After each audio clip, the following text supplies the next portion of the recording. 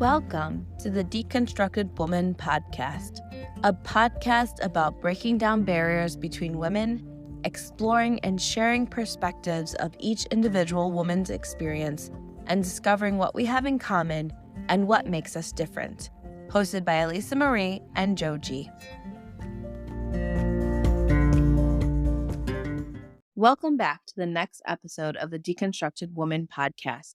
So today, Joji and I wanted to talk about how children and having children in your marriage and relationship, how that changes over time and what that kind of looks like. So we were looking at some research on satisfaction levels and certain factors that play into why people may have kind of a dip in their satisfaction or quality of their relationship with their partner after having children.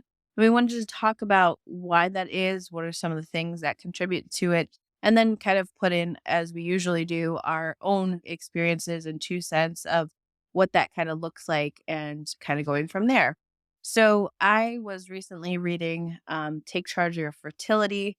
As I was reading through the book, they made note that there is a couple of factors that play into why, a relationship may dip in satisfaction in things like quality of sleep and if somebody is dealing with, for instance, postpartum depression or anxiety, how that affects the relationship in general.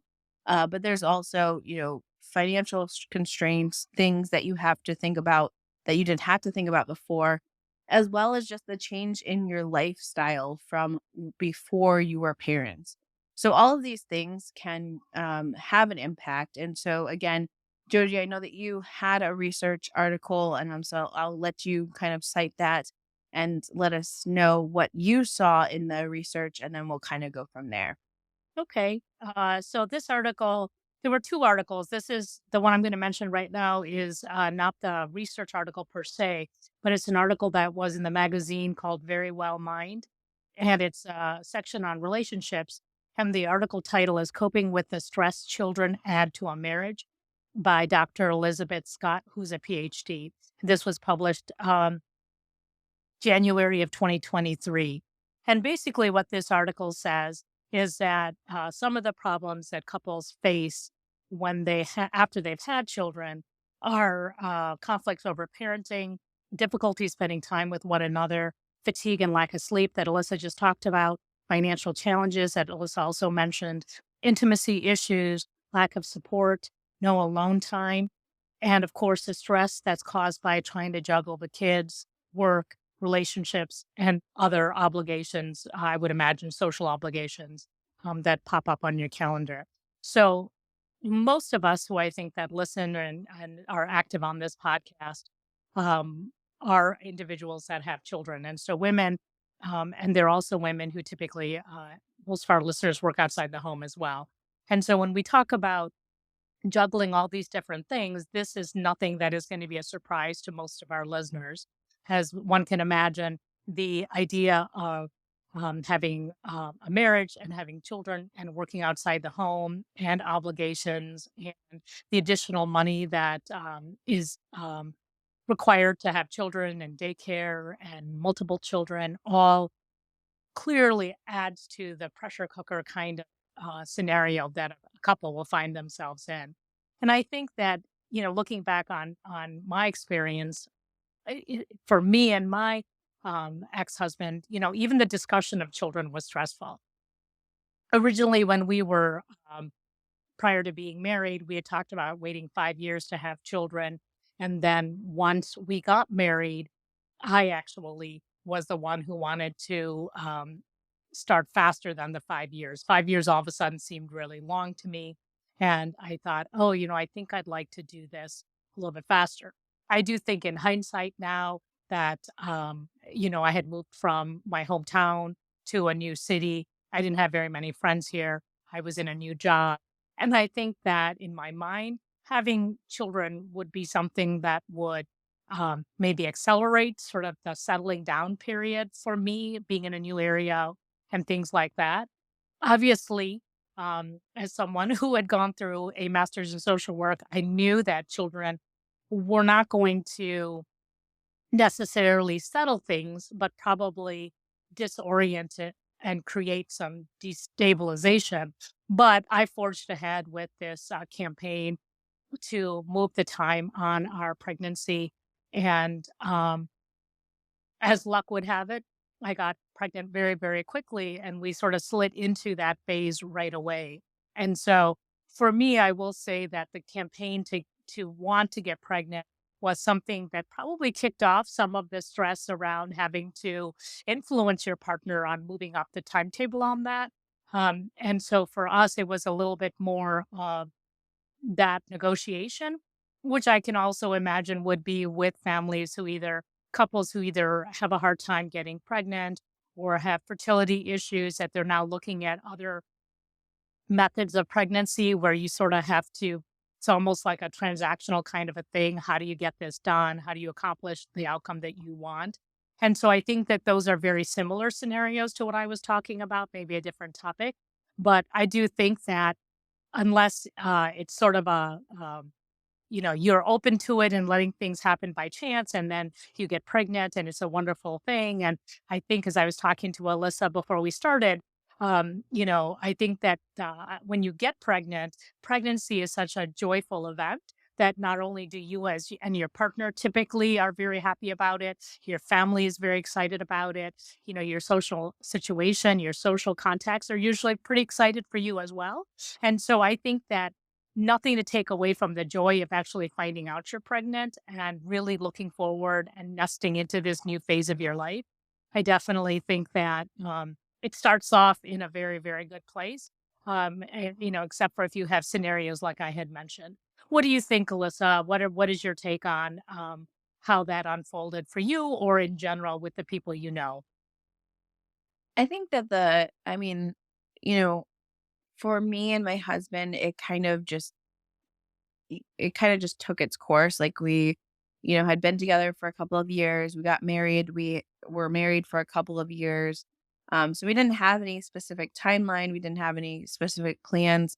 Um, I don't think we even talked about like how many kids we wanted to have or what that would look like. We just kind of went with the flow of things. And so I think it was about 4 years into our marriage that we got pregnant with our first child. Um, but I think like this whole topic really resonates with me because I just had my fourth child, and I think that there's a lot of discussion. So I wanted to go back for a minute because I think there's a lot of discussion about the stress and what the changes that happen after you have that first child, or if it's your only child or whatever the circumstances are for each family. But I think that it's mainly talking about like the transition, like it's a transition from you as a couple to now you as parents. And so I think that there are a lot of changes that inherently occur then, and then as life progresses what that looks like kind of down the line. So I think that for us, there was just a constant transition. So there's transitions to parenthood, and then transitions to 2 kids, then 3, then 4. And I think each of those were very different and very challenging for different reasons. But I think that the main one was kind of that for me, the transition for having our first child was letting go of our previous life. And it's funny because a lot of times I think to myself, well, what did we do in those 4 years? I have no idea, but I thought I was busy. I thought I had my hands full. And then we threw a child in the mix, and I was like, we could have done whatever we wanted during those 4 years. Like it was just about us. It was just about us as a couple. Like we could go out for dinner, we could go to the movies, we could do whatever we wanted without any consideration of anybody else. I think that that looked very different very early on, but it's one of those things that um again, it's a transition. And so each transition is a little bit different each time, but I think that they collectively create your life for what it's going to be. And I guess that was the main point I was going to try to get at. And the article speaks a little bit more to that issue as well to say that it's not marriage is not the common denominator here. So the article goes into a little bit to say, okay, So even for unmarried couples, it's the introduction of having a child that then adds um, the stress. And of course, if you think about it, it's a third variable that's getting coming into a couple relationship, whether you're married or unmarried. So now you have to exactly what you're talking about. I think a lot of us think to ourselves, what did we do with all this time before we had a child, right?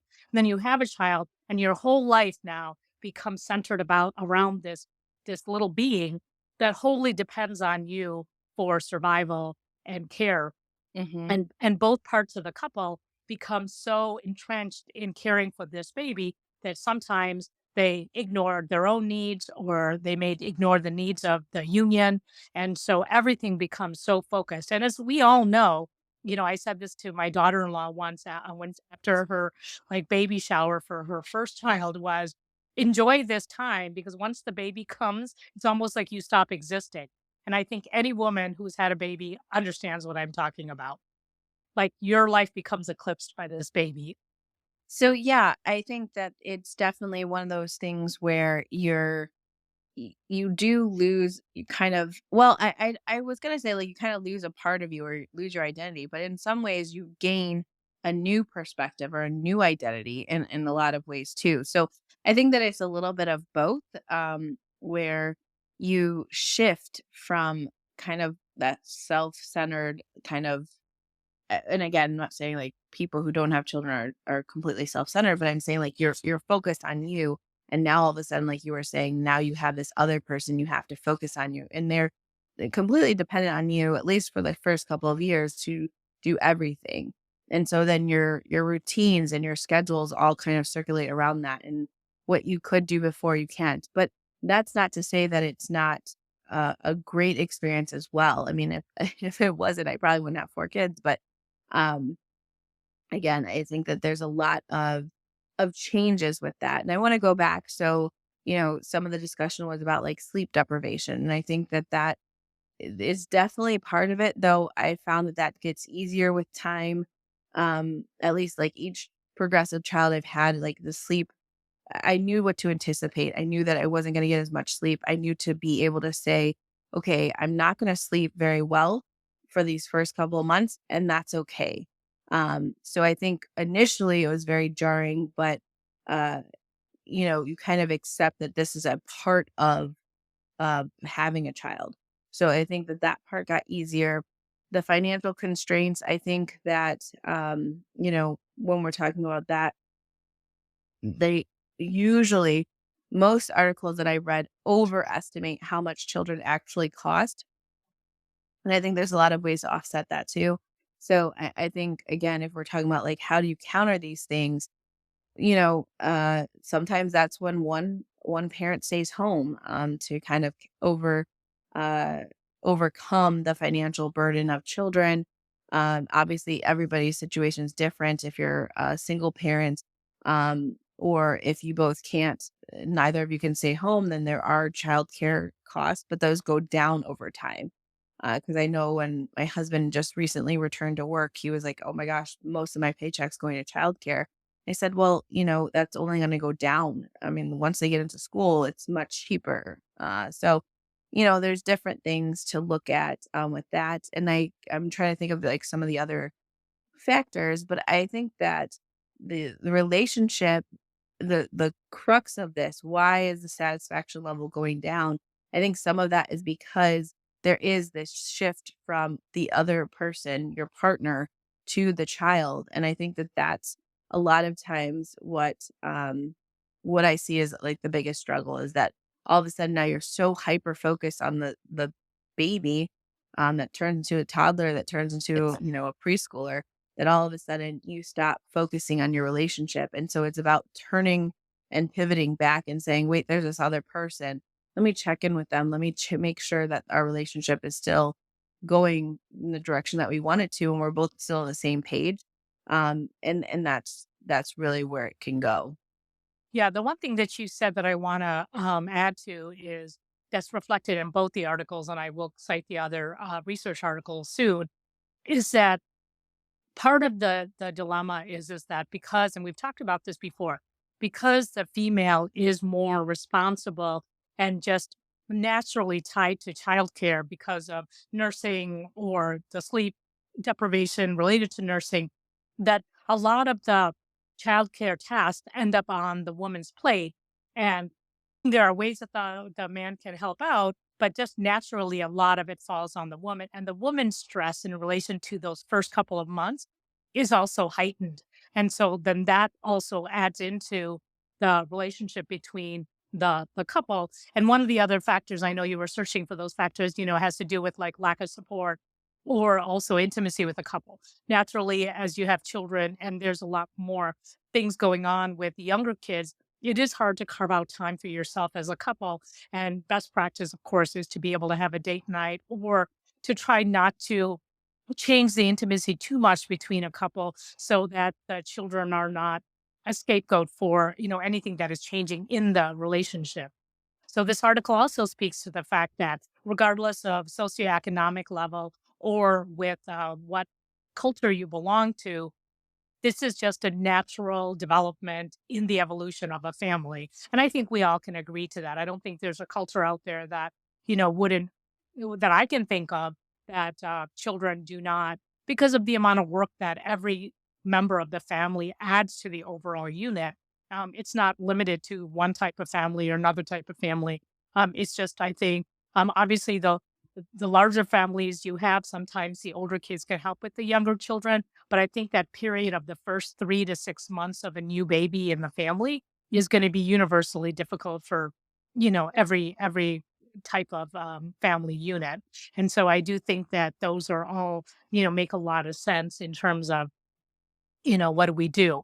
And so I do think that one of the things that we've talked about also is the importance of self care. And that's what this article really ends on is talking about how important self care is self care as a couple and self care as individuals within that couple. And I think that, um, Alyssa, you and your husband are very good at this. So, can you talk a little bit about what you guys have done or how you guys carve out some time for each other and for you individually? And I think that you have work to do on this angle, and your husband is probably better at it than you are. But I think you've talked about it before. So I think there are some good ideas that he utilizes to find some balance. Yeah, I think I so we both kind of have our things and we're starting to kind of again, we just had our fourth child here just 3 months ago. So it's a matter of kind of finding that rhythm, but so my husband he makes working out a priority for him. And logistically, I'm working we just got ourselves a rowing machine yesterday. So I was like, yes, now like I'm just going to build a gym in our home because that seems to be the best way for me to be able to exercise because one of us because our children are so small, one of us has to be at home at all times when the kids are here. And so it was like, okay, well, let's get, some equipment in here so that I could potentially work out in the morning while he's out for his run. So we're kind of edging towards, being able to both have that. But outside of that, we both make time to spend with friends and really make sure that we have like us time. And so, like, for instance, my husband went for a run this morning and then went and got the car washed and did some errands and like kind of had his own time. And he was like, okay, this afternoon, like you'll get your time to kind of do what you want to do. And I was like, great, that sounds awesome. So we kind of hand off, who gets what time when. But as a couple, we also try to make sure, I think almost every year, at least for the last like 5 years, I put in my new planner, which this year I didn't buy one but I usually put down like date night for, at least once a month. Like that's my goal. And I think I do really well for the maybe like first 6 months.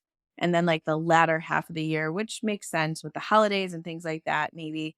And as the summer when the kids are home, uh it kind of falls off the wayside. And then I remember like in January, I'm like, oh, we gotta make a date night. So it kind of gets re ignited every year. But I know that for us, our relationship, it is important for us to have that time where we get to spend together and we get to just talk. I think that a lot of times our conversations are just logistics, like who's going where and who's doing things. And then I think that sometimes, then we get to have conversations more about one another. And so that has been the focus for us. So I don't know if that answers the question, but that's just some of my 2 cents. Yeah. So you mentioned a couple of the things that the article talks about, which is to find some time for yourself whenever possible. Ideally to do nothing, but relax, but also sometimes running errands by yourself, is a way to sort of recharge a little bit. And then putting some hobbies or interests and like the rowing machine and trying to find some time to exercise is important. The other two things that they mentioned is getting enough sleep. I think we all underestimate how important sleep is. And I don't know if it's just that, now as I get older, I just am bombarded with how important sleep is. And, sleep was always the first thing to go, I think, which is, I think, universal for most people. And then also it talks about eating balanced nutritional meals. And so, I think that it is hard to do that when you are both working outside the home and you're running, back to the house and trying to put some dinner on the table so you can have some quality time with the kids before it's time for bedtime and the bedtime routine. And so, doing all of that there are days that it seems impossible and you just sort of have to get dinner on the fly. But I do think that I think what basically the lesson there is just doing everything in balance as much as possible and to moderation.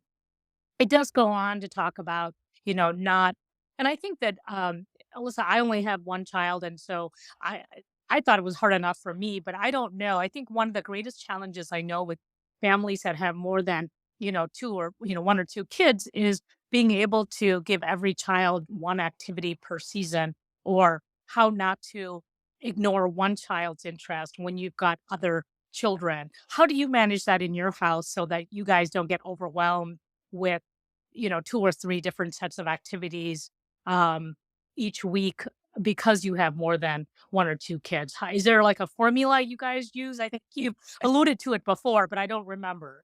Yeah, I'm not sure if we have necessarily a formula as much as we just are real conscious about how we set up activities. And so the kids are allowed to pick one activity per season. And luckily, I don't know, I guess somehow it worked out last fall that my son and my daughter both had he had t-ball and she had softball, but they actually aligned so they were playing on the same field, or they was playing at the same park on 2 different fields. And so, it just happened to fall that way a couple of times throughout the season, and then other times they were at different times in the day, so we go from one game to the next, but luckily I didn't have to ever be in 2 places at the same time, which was nice. But we just kind of make sure that how we're scheduling it is that, okay, my daughter's in dance right now and my son is in Boy Scouts and they're on 2 different days of the week. And so like this upcoming week is a very busy week because we have one thing every night, but it's luckily again not like an overlap of things where we're going to do 2 different places at the same time. So it makes for a kind of a busy schedule in that regard because I know that every evening this week is booked, but, then we tend to make sure that the weekends are kind of clear and that we're not doing things so that we can have downtime. I really try to consciously build that into our schedule so that we don't have as much kind of back and forth, so that each of them has their own things that they do. But I think that again, it's about making sure that our schedules are not overpacked or we're not overbooked to the point where that adds more stress to our family and to my relationship with my husband. Because I think if I were running around on the weekends too, we would never have downtime and we wouldn't really be able to balance it very well. So that's my 2 cents of how we do it. I don't know if it's a formula or if it's the best way, but I know that it worked for us and we kind of are able to maneuver through it. Yeah, and I think you hit upon something, that this article also talks about, which is really about picking and choosing what you do, based on the quality of the memories that it creates, not just keeping up a calendar full of busy work, but what are the things that you're going to remember. And so, a lot of articles and research about happiness talk about a very similar idea. When people look at what makes them happy, they're usually experiences that make them happy, not tangible items that you can buy or things like that, which I think a lot of people do think makes them happy, jewelry, cars, a big house, material things. But there's a lot of recent research that said happiness is really about experiences. And that's what you're really talking about is what are the memories that your kids are going to remember when they grow older, and what are the things that are going to shape their childhood that maybe they'll want to emulate when they have children and their sense of family that you passed on to them. And I know that's very important for you and your family based on what you've mentioned in the past about the way both you and your husband were raised in your individual families and now how you blended that together. Would you say that's true? That's what you're also talking about? Can you repeat it? Sorry. It was Oh no, just the fact that you're picking and choosing activities that are creating memories for you and your kids, not just doing things to fill up your calendar. Yeah, I definitely think that we're picking, I mean, I don't know that it's a conscious effort to create specific memories, but I definitely think that we're trying to build kind of their foundation through, I mean, we're a big, sports family, and so, like, trying out different sports, but definitely not saying, like, they have to do anything they don't wanna do because we want them to enjoy it. So, like, my daughter just got into dance at the age of 8 because she didn't really seem to have much of an interest in the younger age, and I said, "Well, let's just try, when she's ready, she'll tell us," and she did. She was like, "Hey, I'd like to start doing dance." I was like, "Great. I'll sign you up." And my son did one season of T-ball and then said, "I'm not really feeling it, but I think I'd like to try acting." Okay, great. So, we're definitely kind of exploring different things with them, but right now I think that it's a matter of figuring out what's best for them and kinda going from there. Absolutely. I mean, I think it is, it makes me laugh because I think every parent that I know wants their kids to try a little bit of everything, and it makes me laugh with my own daughter. We tried like sport after sport, dance, we tried music, we tried choir, we tried all these things, and then as a senior, she sort of discovered something that she loved, and that was like when she was the best that she was ever in terms of competition, in terms of investment. So I don't know why I find it humorous, but I think about all the time we spent like trying different ideas and throwing them out at them. And then she just finds something, and of course she excels at it. And it's like, oh yeah, I should have known she would have gotten there on her own anyway, you know.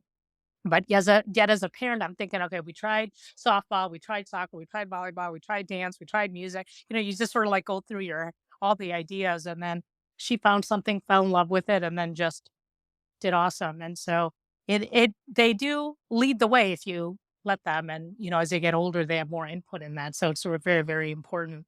Um, but getting Right. back to our topic at hand, I mean, I think it is really important for anybody who's got a young child to know that there might be more times when you're at odds with your partner right now because you are the person who's carrying the bulk of the work when it comes to an infant. But also know that this time will pass. If it's your first child, you have nothing to compare it to. And so please know that you will get your life back. You will feel like an individual, not just, the reservoir for this baby and tied to this baby forever. You will have your own life, your own identity, your own career, your own individual thoughts that have nothing to do with child rearing.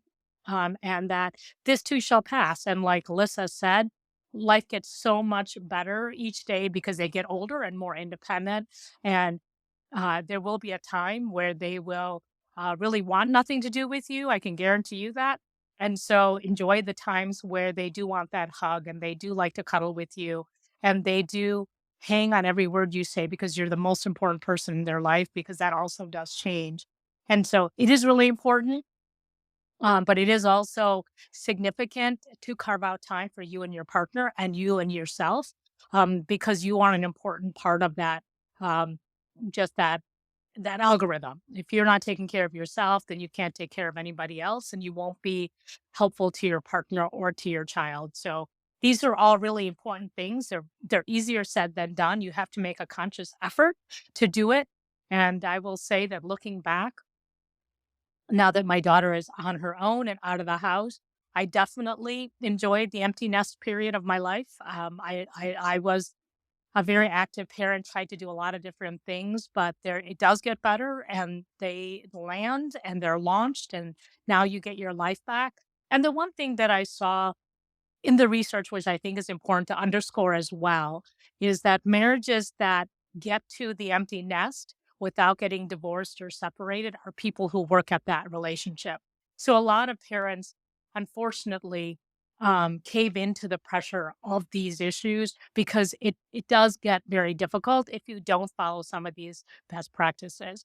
And so know that if it does take work and you do have to make these things happen so that your partner and you have the ability to be successful in as a family unit. Because otherwise, it does get very difficult and can be unmanageable from time to time.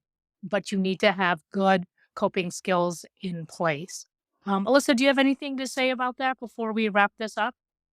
Yeah, there was just one more thing, and I think you had made mention of it earlier when you were talking about like the factors, and one of them was like differences in parenting styles or like kind of viewpoints on parenting. I think that that's again, it probably would have been good to have like a conversation early on. But I will say that now, so about 8, almost 9 years into parenting, my husband and I are finally kind of finding our parenting style together. It diverged and come back, and we're kind of looking for different ways that make sense to us. And I know that we've talked about parenting in past episodes, so not to get into that discussion all over again, but just to say that if you are struggling with that as well, like you want to parent a certain way or you have ideal of like how you want to be as a like to show up as a parent and maybe your partner has a different viewpoint, that's kind of part of that exploration is to figure out what works for both of you. And maybe, you have good cop, bad cop type deal situation where, you both kind of come in different ways. But I think that that is an evolution as well. And so if you are getting to that point where, it's stressful and it's difficult, I would encourage you to, again, recognize that you're not alone. It took us almost 9 years, and we're still working at figuring out what works best for us in parenting our children. I think that it's an evolution, something that just kind of you work through, and you're constantly changing as you're getting more acclimated to being a parent. So I would just encourage people that if you are very early in the parenting realm, to recognize that that is something that's not going to just come overnight. You're not just going to be the perfect parent or the perfect kind of partner in that parenthood right off the bat. It's something that you kind of work at, just like you were saying, you kind of work at it, and you kind of go from there. Yeah, and I will also say, after watching my brothers have multiple children, that also the additional complexity is that what works with one child doesn't work with every child. So there's no cookie cutter parenting book that you're going to get that is going to cover all the children you have from now till the end of your child rearing years. And that's what makes it such a dynamic process is that you and your partner are co-parenting. Your eldest, middle, and youngest will have their own personalities, maybe due to birth order, maybe not. Definitely due to their personalities, and there are going to be as, Melissa and I both have said, you know, um, some of the kids are very easygoing and compliant and follow all the rules, and there are some that are very active and, you know, sometimes I would joke around. My child had the attention span of a gnat from time to time, and nothing would stay in there. It would just sort of, like fly away. And so there's a lot of things that you have to try, and it's not a failure as a parent, or you can't condemn yourself that way. It just is, and every day is different. The gender of your child is different. What age they are is going to make a difference. Hormones are going to make a difference. There's just so many different factors that come in and out. Every single day is different. And it's the magic of parenting, and it is also the burden of parenting. But at the end, you get this beautiful outcome of a child who is uniquely themselves and a co creation between you and your partner. And it's a beautiful thing when you look back at it. So I think we can sign off for now. This is Joji and Alyssa Marie from The Deconstructed Woman. We had a great conversation about children and how they could add to the dissatisfaction, or how they do add to the dissatisfaction of marriages, and how to overcome that in your relationship with your partner. As always, we'd love to hear your feedback. Please email us at thedeconstructedwoman@gmail.com, or through our podcasters platform to give us any feedback you'd like to. We also have a Facebook page under the Deconstructed Woman Community podcast page. So please reach out to us. We want to hear everything that you have to say. And we're always looking for suggestions for the next topic. So until next time, this is Joji and Alyssa saying goodbye for today.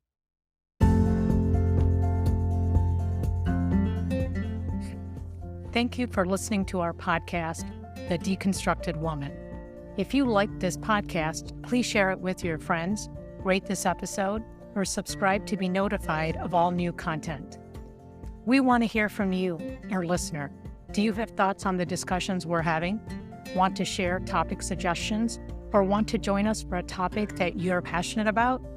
Contact us at our email address, thedeconstructedwoman@gmail.com.